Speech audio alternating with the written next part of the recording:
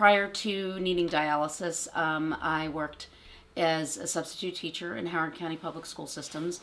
I volunteered at Walter Reed, and I also helped in our local church with Catholic religious ed. I've been on dialysis about on and off for about I'd say 2.5 years or so. I started with hemo dialysis, and then ended up having a transplant.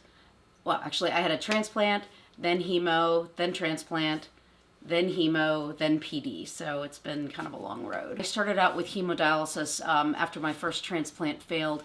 I had hemo in the hospital, and I needed to hook up with a local dialysis center.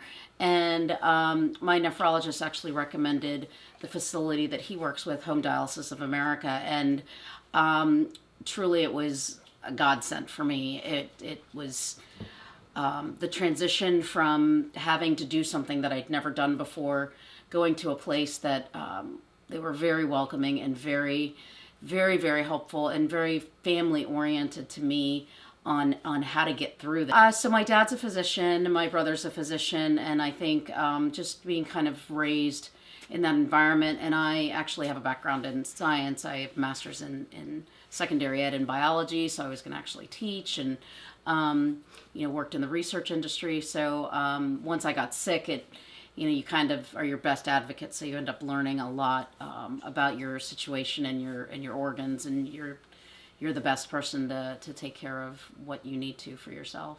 I think based on what him and my mom had gone through, he had recommended staying away from the in-center and doing, private dialysis, just because it's more one-on-one and you have more individualized attention. It was not something that was available to my mom. So I think for them at first, they had a lot of questions, but then realized how far technology had come that, 20 years prior, my mom had to go to this in-center and had to deal with, waiting her turn. And if she missed a spot, like she couldn't reschedule it. So it's like if you were there, you were there, and if you missed it, you missed it. But the flexibility and just having something, be in your house and work around you, and this be part of your life instead of dialysis being your life.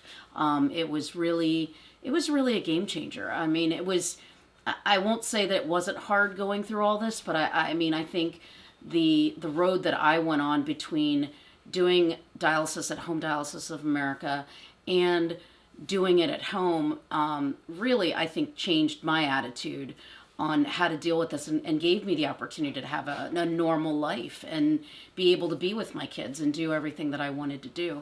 And I know in center, I wouldn't have had that flexibility at all. So really, it was a tough road when I got sick. My husband took over a lot of the duties that, in the household and picking up slack with the kids. But I think the biggest thing was, I was just so sick for a long time, and the dialysis allowed me to, get back up and be able to be part of their lives and not miss all the things that I had missed. And, not being in center allowed me to have those days and times back where, I wasn't missing everything, either being in the hospital or being in an in-center facility. At Home Dialysis of America are truly my family. They have, from the moment that I stepped foot in there, between the training and between the patients and between all the staff, truly they have made me feel like part of their family, and they're certainly part of my family. John and I have known each other for a couple of years, and he has always been there for me no matter what I needed. And it was difficult. I know both times that I had the transplant and they both failed, and he's my biggest cheerleader and was there in my corner saying, "That's so fantastic, you've gotten a transplant, I love you, I hope I never see you on this end of dialysis again." And then when it didn't turn out and I had to go back to it, like, it wasn't even a question. John was exactly where I was going to go to. He was very helpful, warm, welcoming, but also made the procedure, it wasn't painful. Every time I had to go back from a failed transplant, it wasn't, as much as I was going through emotionally, I didn't have to relearn everything. I mean, they just picked me up and picked me right up and brought me right back in. So it was really It was very welcoming. It was very comfortable. It was very safe. It was very reassuring. And I have talked to many patients who have not done dialysis or who are in center, and I recommend that this is the way to go. The in center is so impersonable. You're not able to create that bond with somebody. And I think when you are going through something like this as a patient, you need to know that the people that are with you are people that you can trust. And this is no greater. I mean, this relationship is so strong.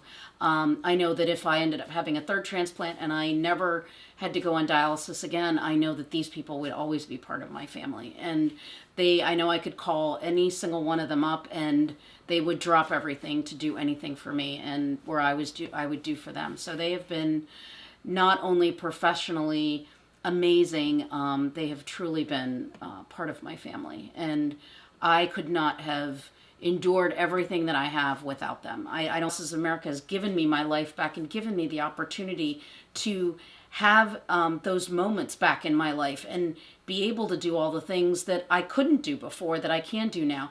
And I have spoken with people in John's in Home Dialysis of America who are on hemo, and people that have come from in center that would come in, and I would sit and tell them that this would be the best decision you could make. You will get your life back. And I think when they see me, they see somebody that looks